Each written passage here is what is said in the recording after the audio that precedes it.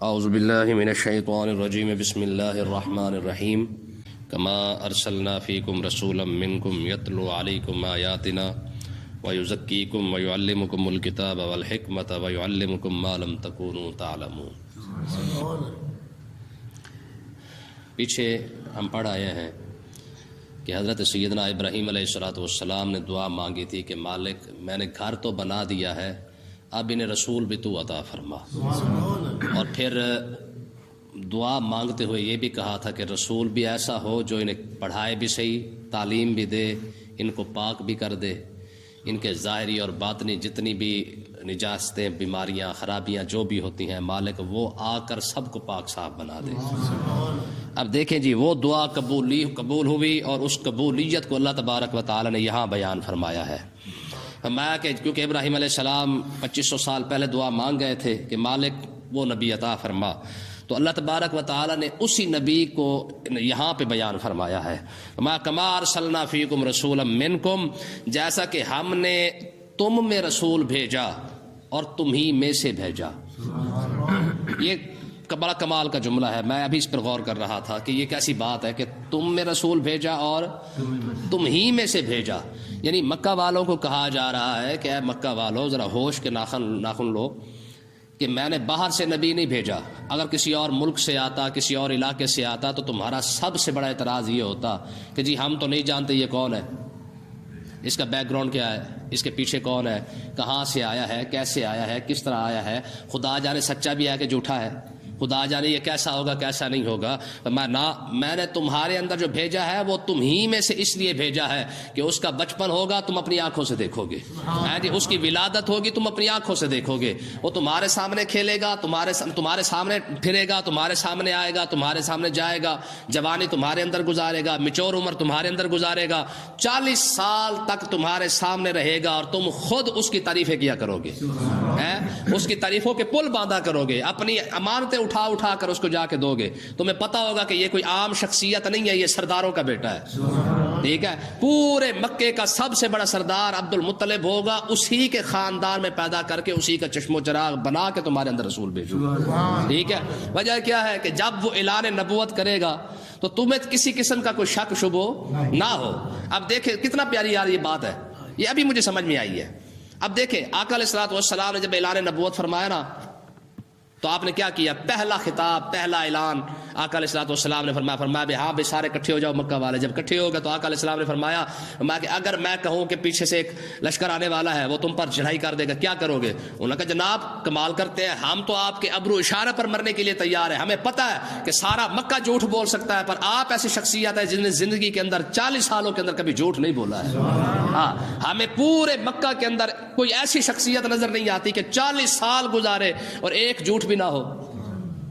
تو آقا علیہ الصلوۃ والسلام نے فرمایا پھر اگر اتنا تمہیں یقین ہے نا کہ 40 سالوں کے اندر کوئی ایک شخصیت پورے مکہ میں ایسی نہیں ہے کہ جو بالکل سچ بولتے ہو سوائے میرے، میں خدا کی قسم جیسے 40 سالوں میں نے سچ بولا ہے یہ بھی سچ ہے کہ لا الہ الا اللہ ہے۔ جب 40 سالوں کے اندر میں نے سچ ہی سچ بولا ہے تو پھر آج یہ بھی سچ ہے۔ اچھا انہوں نے جب کہا کہ جناب یہ بات کرنی تھی آپ نے، جب آقا علیہ الصلوۃ والسلام سے دلیل مانگی گئی نا کہ خدا ایک ہے، اس کی دلیل کیا ہے، تو آقا علیہ الصلوۃ والسلام نے کیا دلیل، یہ دلیل نہیں ارشاد فرمائی کہ آسمانوں کو دیکھو، زمین کو، پہاڑ کو، درختوں کو، آنا جانا، کھانا پینا، یہ کہکشائیں، یہ ستارے، یہ سارا جھلمل، یہ سب کو نہ۔ اب دیکھیں آقا علیہ الصلوۃ والسلام نے خدا کے ایک ہونے کی جو دلیل دی وہ کیا ہے، اس کو قرآن نے بیان فرمایا فقد لبثت فیکم عمرا من قبلہ، میں نے 40 سال تمہارے اندر نہیں گزارے ہیں، میرا 40 سال ایسے معاشرے کے اندر گزارنا جہاں پہ شراب عام ہے، جہاں پہ زنا عام ہے، جہاں پہ سود عام ہے، جہاں پہ حرام خوری عام ہے، ٹھگی عام ہے، ٹھیک ہے، حتیٰ کہ بے حیائی کی انتہا یہ ہے کہ کعبہ شریف اللہ کا گھر ہونے کے باوجود مرد عورتیں جناب ننگے ہو کر اس کا طواف کر رہے ہیں۔ اتنی بگڑا ہوا معاشرے کے اندر ایک شخصیت کا تن تنہا جناب بے داغ اور بے عیب ہو کے پاس رہ جانا، میں یہ خدا کے ایک ہونے کی دلیل ہے۔ کیوں دلیل ہے؟ فرمایا ہے نا کوئی ایسی ذات جس نے مجھے تن تنہا بے عیب رکھا ہے، 40 سالوں کے اندر دامن رحمت پر ایک دھبا بھی نہیں لگنے دیا، کیسی بات ہے؟ فرمایا ہم نے جو تم میں رسول بھیجا ہے وہ تم ہی میں سے بھیجا ہے، ٹھیک ہے نا، تاکہ کل تم یہ نہ کچھ پتہ نہیں اللہ جانے کہاں سے آیا تھا۔ فرمایا ہم نے تمہارے اندر بھی بھیجا، تمہارے معاشرے کے اندر بھی بھیجا، اور بھیجنے کے بعد اس کو بے عیب بھی رکھا ہے۔ آقا علیہ الصلوۃ والسلام کی ہر بات نرالی تھی۔ ہم نے تو تمہارے سامنے بھائی بے عیب شخصیت کو سامنے کھڑا کیا ہے، اور پھر مزیداری کی بات یہ کہ تم ہی تو اسے سچا کہتے آئے ہو 40 سال سے۔ جب 40 سال تک وہ سچا تھا تو وہ آج بھی سچا ہے، ٹھیک ہے نا۔ یہی ہے کہ خدا کے ایک ہونے کی دلیل یہ ہے کہ میرے نبی نے 40 سال تمہارے اندر گزارے ہیں۔ کیسی بڑی بات ہے یار۔ آگے دیکھیں جی، اللہ تبارک و تعالیٰ نے ارشاد فرمایا یتلو علیکم آیاتنا، میں نے تم میں تمہارا رسول بھیجا ہے۔ کیا کرے گا؟ وہی بات جو ابراہیم علیہ السلام نے دعا کے اندر مانگی تھی مالکا، وہ جب آئے نا رسول کیا کرے؟ تیرا قرآن پڑھ پڑھ کے سنائے۔ تو اللہ تبارک و تعالیٰ نے وہ بیان فرمایا یتلو علیکم آیاتنا، وہ تم پر ہماری آیتیں تلاوت فرماتا ہے، تمہارے ہماری آیتیں قرآن پڑھ پڑھ کے تمہیں سناتا ہے۔ جب تم اعتراض اٹھاتے ہو جی یہ کیسے ہو سکتا ہے، یوں کیسے ہو سکتا ہے، ہر بات کے اعتراض پر تو وہ تمہیں قرآن کی آیت سنا دیتا ہے۔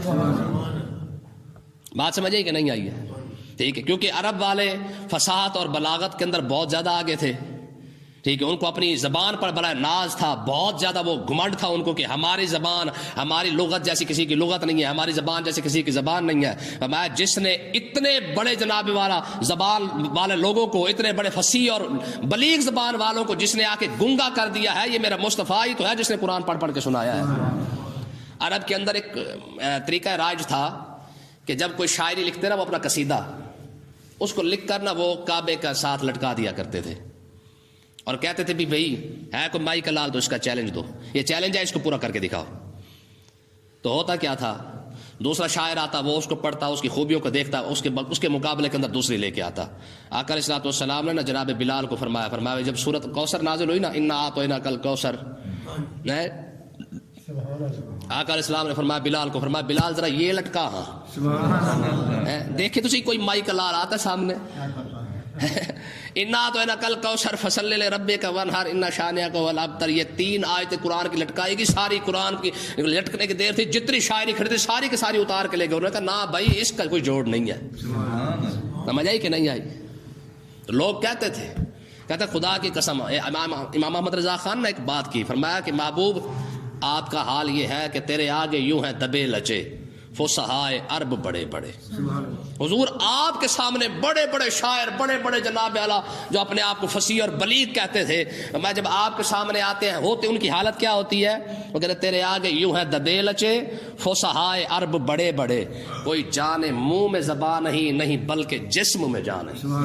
کیا مطلب ہے؟ مطلب یہ ہے، وہ کہتے ہیں حضور یہ شاعر ایک دوسرے کے سامنے آتے ہیں تو چلو اعتراف تو کر لیتے کہ یہ بھائی آپ کی شاعری اچھی ہے، ہم گنگے ہو گئے، ہمارے شاعری ناکارہ ہو گئی ہے۔ کہتے یا رسول اللہ یہ ایک دوسرے کے سامنے گنگے تو بنا کرتے تھے، جب آپ کے سامنے آتے گنگے نہیں بنے بلکہ مردہ ہو کے بیٹھے ہیں۔ گنگا ہو جانا اور ہے، مردہ ہو جانا۔ ہاں فرمایا یتلو علیہم آیاتنا، فرمایا میرا نبی تم پر ہماری آیتیں تلاوت فرماتا ہے، وَيُزَكِّيكُمْ، وہ تمہیں پاک کرتا ہے۔ کس سے پاک کرتا ہے؟ شرک سے پاک کرتا ہے، نجاست سے پاک کرتا ہے، اور تمہیں اس نے تو آ کے کعبہ جو رب کا گھر تھا ازل سے لے کر ابد تک جو رب کا گھر تھا، رب نے میرے محبوب نے تو آ کے اس کو بھی پاک اور صاف کر دیا ہے۔ ٹھیک ہے، تو آگے دیکھیں جی، وَيُعَلِّمُكُمُ الْكِتَابَ، وہ تمہیں کتاب بھی سکھاتا ہے۔ میرا نبی نے کیسے کتاب سکھائی ہے؟ عبداللہ ابن عباس آئے، آقا علیہ الصلوۃ والسلام کے سامنے کھڑے ہوئے، میرے نبی نے اس کو سینے سے لگا کے عرض دعا مانگی، پروردگار ایسے کتاب کا علم عطا فرما۔ ہے نا جی، بڑی بڑی اکیڈمیاں یونیورسٹیاں کھا کھا کے تھک گئی ہیں، ٹھیک ہے، اسکول کی فیس وکھری ہے، اکیڈمی کی وکھری ہے، پھر بھی اس کے بعد رزلٹ کیا آتا ہے؟ آپ کا بچہ فیل ہو گیا ہے۔ ہوتا ہے کہ نہیں ہوتا؟ بچہ فیل تو اور ہوتا ہے، یہ فیل ہوتا ہے، ٹھیک ہے۔ اندازہ کرو یار، یہ پڑھا کے تھک گئے ہیں، اس کے باوجود بھی رزلٹ آج بھی 0 کھڑا ہوا ہے۔ اور میرا نبی پڑھا کیسے رہا ہے؟ صرف سینے سے ساتھ لگایا اور لگا کے صرف دعا ہی مانگی، مالک کا اس علم عطا فرما۔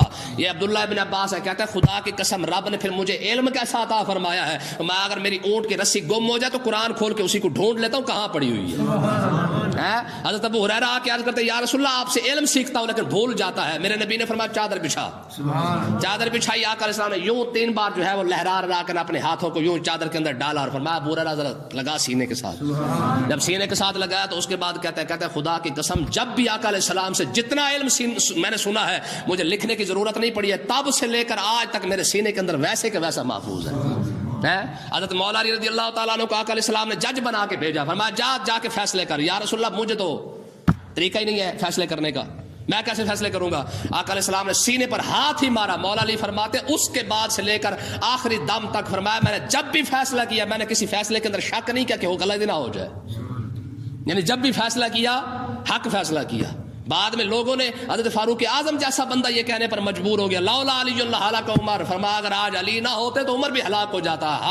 ہر وہ فیصلہ جس کے اندر مولا علی شامل ہو جائے، مولا حضرت عمر کہتے ہیں مجھے اسی فیصلے پر کامل یقین ہو جاتا ہے۔ کیسے کتاب پڑھا رہا ہے، کسی کو دعا دے کر، کسی کو سینے سے لگا کر، کسی کو ہاتھ کے ساتھ میں وَيُعَلِّمُكُمُ الْكِتَابَ، میرا نبی تو ایسے کتاب سکھاتا ہے، ٹھیک ہے، وَالْحِکْمَةَ، تمہیں حکمت سکھاتا ہے۔ کیسے حکمت سکھاتا ہے؟ تمہیں تو اٹھنے کی تمیز نہیں تھی، بیٹھنے کی تمیز نہیں تھی، کھانے کی تمیز نہیں تھی، اس نے سکھایا ہے بھائی پانی پینا ہے تو 3 سانسوں کے اندر پینا ہے، پانی پینا ہے تو بیٹھ کر پینا ہے، کھانا کھانا ہے تو مل کے کھانا ہے، اور آنا ہے تو یہ دعا پڑھنی ہے، اور جانا ہے تو یہ دعا پڑھنی ہے، اور بلندی پہ چڑھنے لگو تو یہ دعا پڑھ لینا، نیچے اترنے لگو یہ دعا پڑھ لینا۔ کیسی کیسی حکمتیں سکھائی ہیں، ٹھیک ہے، اللہ اکبر۔ آگے دیکھیں جی وَيُعَلِّمُكُم مَّا لَمْ تَكُونُوا تَعْلَمُونَ، میں تمہیں وہ بھی سکھاتا ہے جو تم جانتے ہی نہیں۔ ایک تو معاشراتی زندگی ہے نا، یہ سکھایا ہے نا، دوسرا تو وہ علم میرا نبی جانتا ہے جو تم نہیں جانتے۔ یہ بخاری پاک کے اندر حدیث پاک موجود ہے، حضرت ابو ہریرہ فرماتے ہیں، کہتے ہیں خدا کی قسم مجھے آقا علیہ السلام نے ایسا ایسا علم عطا فرمایا ہے کہ اگر میں تمہارے سامنے کھول دوں تم مجھے میرے 2 ٹکڑے کر کے چوک کے اندر میری لاش لٹکا دو۔ وہ علم کیسا ہوگا؟ ہے تو مقصد کیا ہے؟ یہ اللہ تبارک و تعالیٰ نے دعائے ابراہیم، آقا علیہ السلام خود دعا فرمایا کرتے، فرمایا انا دعوت ابراہیم و بشارت عیسیٰ، میں ابراہیم علیہ السلام کی دعا اور عیسیٰ علیہ السلام کی خوشخبری بن کے آیا ہوں۔ ٹھیک ہے، 2 نبیوں کی خوشخبری، ایک خوشخبری ہے ایک دعا ہے۔ فرمایا میں تو وہی ہوں جس کے بارے میں ابراہیم خلیل اللہ دعائیں مانگتے ہیں کہ پروردگارہ تیرا گھر بنائے اسی کے اندر بھیج، ٹھیک ہے۔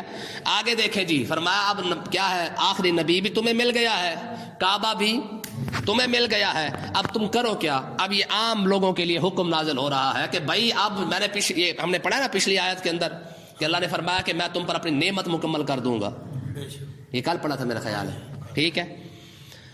تو نعمت کیسے مکمل ہوئی ہے؟ فرمایا ہم نے کعبہ کو تمہارے لیے قبلہ بنا دیا اور آخری نبی بھیج کر ہم نے ساری سیرت طیبہ تمہارے سامنے رکھ دی ہے۔